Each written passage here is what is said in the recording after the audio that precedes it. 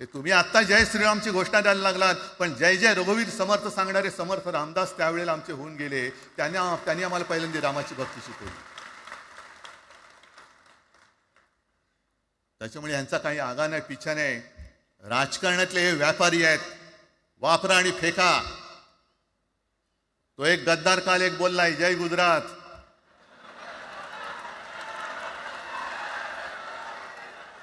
किती लाचारी करायची. म्हणजे तो पुष्पा पिक्चर पाहिल्यात तुम्ही सगळ्यांनी, दाढीवर हात फिरवून झुकेगा नाही साला. तसे हे गद्दार म्हणतात उठेगा नाही साला, कुछ भी बोलो उठेगा ही नाही. अरे कसा उठणार आहे काय तुझ्याकडे उठण्यासारखं?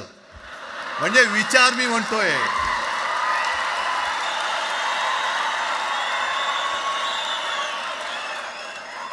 अरे विचार वगैरे मी म्हणतोय.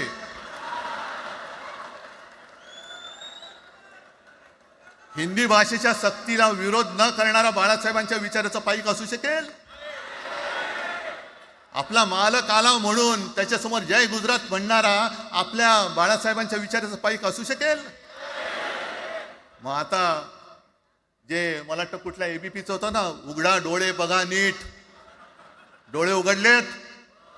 कारण आत्ता जर का डोळे उघडले नाही तर पुन्हा कधी उघडण्याची वेळ येणार नाही, कायमचे मिटून जातील. आत्ताच डोळे उघडा, आत्ताच जागे व्हा.